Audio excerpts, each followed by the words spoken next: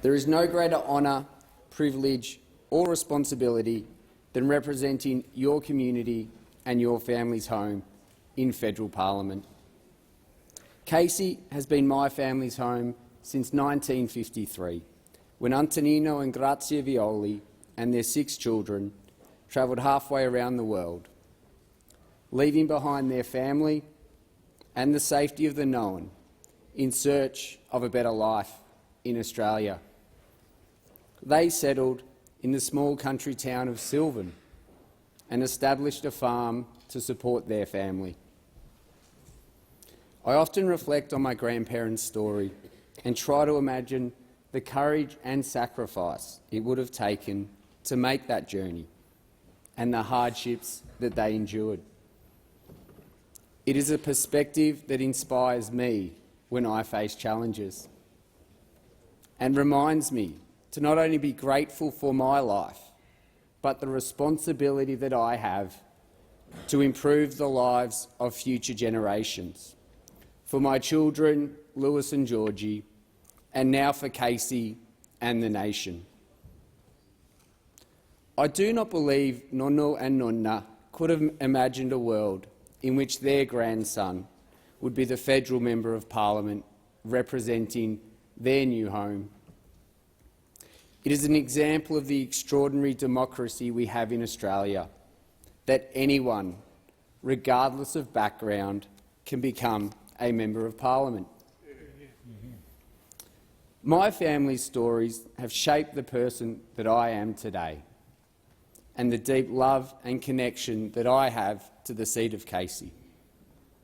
I've been blessed to grow up in Yarra Glen and by our family home in Lilydale, surrounded by a community that supported me. When my parents separated, money was tight. While financially we went without, we were not short of love and support from our extended family and community. I still remember fondly receiving Sunday afternoon bread donations organised through our local church, and the anticipation of if that delivery would include sweet rolls. When they did, I do not think that the treat has ever tasted better. Spending time during the campaign packing hampers with local charity, the Philanthropic Collective, served as a potent reminder of the responsibility I hold now as the member of Casey to support our local charity and community organisations who support those in need. Being a teenager is challenging at the best of times. Navigating my parents' divorce and a challenging financial situation left me carrying wounds that took me years to realise I had and to heal. Looking back, I do not know where I would be today if not for the safe place I found through sport at the Hillsville Cricket Club and the Mooroolbark Soccer Club. They were my refuge where I could feel secure and find myself.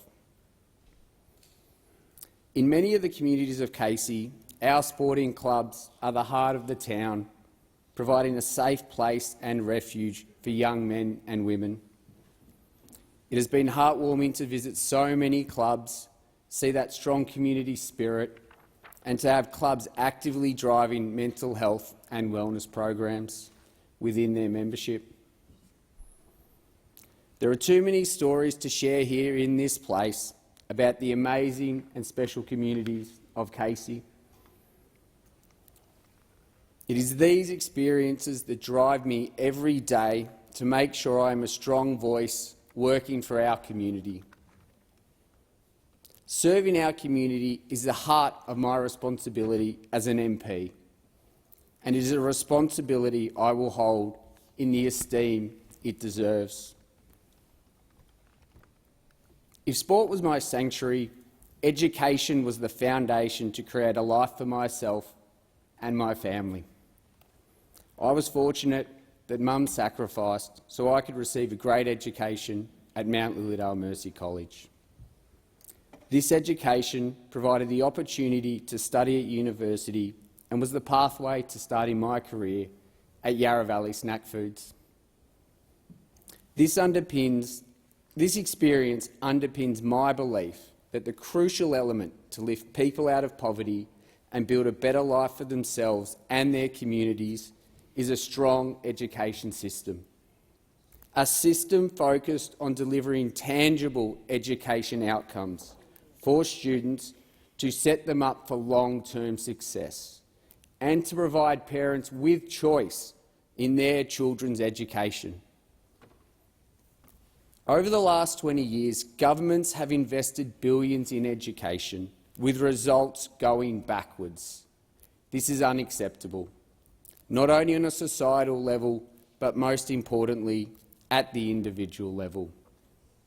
A robust education system focused on educational outcomes and opportunities is the foundation of our society and the individual.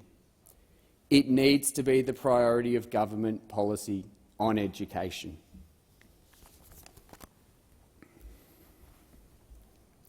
My primary responsibility in this House is to make sure we are making the right decisions for the future so the communities of Casey and the nation continue to thrive and support each other. My belief, born out of my lived experience, is that a strong economy underpins a strong society. With both these elements, anything is possible. A secure economy is not just about delivering a balanced budget or economic growth, although these things are very important. It's about creating safety and opportunity for all. It allows governments to invest in the services that support Australians: childcare, health, education, defence, aged care and many other needs for the betterment and protection of society. A secure economy will play a vital role in our journey to net zero, and we must protect society's most vulnerable by ensuring our energy system is secure, reliable and affordable. To sustainably deliver these programs, we need to acknowledge that the economy faces significant structural fiscal challenges that we cannot, as leaders, pass on to future generations. We need to undertake genuine, comprehensive and systematic reviews of both our tax system and our federation. These reviews need to ensure that we are driving efficiency in our spending and government responsibilities, while minimising the tax burden on Australians. These reviews cannot rule anything out before they start. They will need to form the basis of a national conversation on our direction as a country and how we tackle the challenges we face. Mr. Speaker, there are moments in your life that define the person you become. For me, that moment was February 7th, 2009, Black Saturday. It was the moment I went from a carefree young man, living like I would live forever, to understanding that the most precious gifts we have are life and time. The difference between Rachel and I being here today and being victims 174 and 175 was a matter of seconds and metres. Our story of Black Saturday is a story thousands of people who survived that day would understand. Why did we survive and not others? Words cannot do justice to how your view of the world changes when at 24 you stare death in the face and believe your life is over. You realise what is important. time with our loved ones, time to make a difference, time to make an impact. By putting my hand up to serve the communities of Casey and the nation, I am trading time with my loved ones. This knowledge drives me every day in this role to take the tough decisions required to ensure that as a nation and in Casey, we prosper now and into the future. At this point, I want to acknowledge and thank the most important people in my life, my wife Rachel and my children Lewis and Georgie. Rachel, I know I would not be here today without you. You are the love of my life and my best friend. Your kind heart and care for others never ceases to amaze me. You inspire me to be better every day. Thank you for supporting me to chase this dream. I couldn't do this journey called life without you. Lewis and Georgie, I love you both more than you can know. I will carry you both and your generation in this house to ensure that we make the right decisions to allow you and your generation to flourish and chase the Australian dream like so many generations before you. From one of the darkest days in our community came anguish, despair and heartache. It created wounds that have never and will never heal.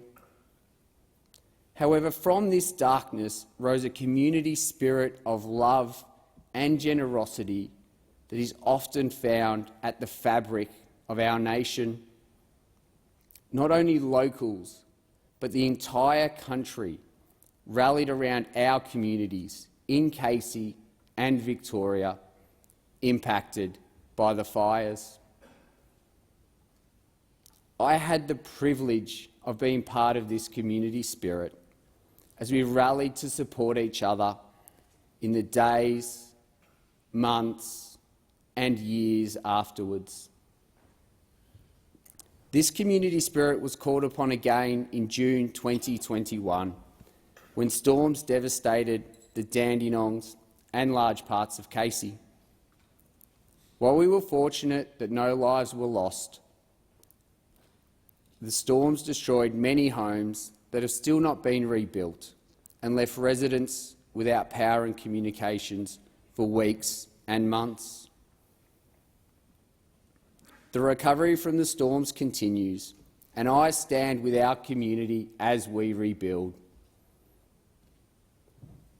In Casey, we need to make sure that we are doing everything we can to be prepared for when these disasters come again. We have started this process through our partnership with Yarra Ranges Council to deliver the Resilience Project. However, we can and must do more. This includes communications resilience, so vital in an emergency and everyday living. In the 21st century, reliable communications are an essential service and must be treated as such. As we undergo a digital revolution, new technology such as satellite communications opens up the possibility that every Australian, regardless of location, can access phone and internet. We must invest in technology to provide reliable access for the safety of our citizens. A working phone line can be the difference between life and death. Investment in satellite technology for regional and rural communities can also play a vital role in delivering productivity gains to the economy as the digital economy continues to grow and flourish.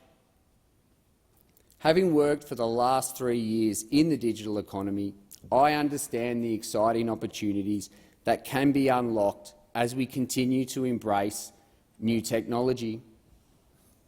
The digital economy creates new industries and jobs in its own right. But the true benefit of our transformation is the productivity gains that flow for all industries in the economy. It will allow tradies to more efficiently quote and invoice work. It will allow a farmer to monitor their crops with drones. These technologies not only unlock productivity growth, but enable workers and small business owners to chase their dream and, importantly, spend more time with their families. While there are exciting opportunities as we transform into a digital economy, it creates significant risk for us as a nation. A risk lawmakers have an obligation to mitigate through investing in our cybersecurity capabilities. This will be a challenge for all of government, as the pace of change in technology is not in sync with traditional government decision-making. We need to be agile and flexible. Having spent my career working in and with small business, I want to provide a voice in this place for small business. They truly are the engine room of the economy. Small business makes up 97% of all businesses in Australia and employs 4.7 million people. Every large business was once a small business, driving innovation, creating new products, unlocking new markets and new jobs. Small business creates opportunity and freedom for those prepared to risk their financial security to chase a dream. We must acknowledge and recognise that big business will naturally support regulation and red tape, which stifles small business to the detriment of competition. As a Liberal, I instinctively support free markets and the benefits they bring the economy and the nation. However, we must acknowledge the risk of dominant players in a market, which is detrimental to all Australians. For Australia to continue to prosper as a nation, we need to ensure our legislation supports the growth of small businesses and the digital economy. The reality, Mr. Speaker, is that I do not stand here today without the support of so many people. Mum, one of my biggest regrets in life is that I did not appreciate what you did for us until I became a father. Thank you for your strength over so many years. I love you. Also want to thank my stepdad Gordon for the support you've provided to Mum and to our family over so many years. I want to thank and acknowledge my brothers and sisters, James, Emil, Michaela, Matthew and their partners, and my stepbrothers and sisters, David, Sarah, Jess and their partners. To my Uncle Sam Violi, the man responsible for my love of the Collingwood Football Club. Sorry. Too late. And he taught me what being a practical Liberal is all about. My Auntie Vicky and cousins Anthony, Vicky, Dom, Teresa, Marie, Francis and Mus, thank you for your ongoing support. To my favourite mother-in-law, Cheryl, thank you for always being there for us and supporting us through this journey. And to my aunts and uncle, Kerry and Barry, not only aunt and uncles to Rachel, but fantastic campaign people as well. I also want to acknowledge my friend and mentor, who is no longer with us, Fiona Ogilvie O'Donnell. I've been fortunate, as a lifelong resident of Casey and a volunteer of the Liberal Party, to have a great example to follow in my friend and predecessor, Tony Smith. Not only does Tony leave behind an incredible legacy as the member for Casey, but his time as Speaker is a towering example of the integrity required and expected of a Member of Parliament. The example set by Tony, both in Casey and in this House, is one I am proud to follow and determined to match. To the Casey VIC, led by my campaign chair, Alistair Osborne, thank you for trusting me to representing you and supporting me during the campaign. I also want to thank from the campaign team Brian and Maria McCarthy, not only for your support during the campaign, but in all my time in the Liberal Party. I'm so glad you're here today. To Ben Zerby, Paul Maluso, Michael McKinnell, Gareth Ward, Florence Lindhouse, Tom Mysterium and Rocky Patasi, thank you for your support during the campaign. And to my state colleagues, Catherine Burnett-Wake, Bridget Valance and her husband Ben, Cindy McLeish and David Hodgett. I also want to thank my friends Frank Greenstein, Holly Byrne, Sean Armistead, Nick Thodos, Senator Jane Hume, Senator James Patterson and Josh Frydenberg for their support. Thank you to my colleagues for the warm welcome and for those ministers at the time who came and supported during the campaign. And my friends and new Victorian colleagues, Zoe McKenzie and Keith Wallahan. It is a unique journey stepping into the shoes of such well-respected and long-serving Liberal members as we did. And I was honoured to be able to share the campaign with you both, and I look forward to our next chapter in this House together. And finally, Mr Speaker, as a nation we face significant challenges, but what nation has not throughout history? As a nation we have significant opportunities, like all nations. The question for us is, will we let circumstances define our future, or will we define the future? When my time representing the people of Casey ends, I hope to be remembered as a member who stayed connected to his community and delivered for his community. Someone who recognised the central challenges we have as a nation and played a constructive role in solving them for current and future generations. I want to be a member who pursues his convictions without wavering, while adjusting course when circumstances dictate. I want to be a leader who trusted individuals to make choices in their own lives. I want to be a member who upholds the dignity and honour of the role I am so privileged to hold. Mr Speaker and members of the House, I thank you for your indulgence. In finishing, I take the personal instructions of Roman Emperor and Stoic philosopher Marcus Aurelius, who 2,000 years ago confided to his personal diary. Waste no more time talking about what a good politician should do. Just be one. Thank you.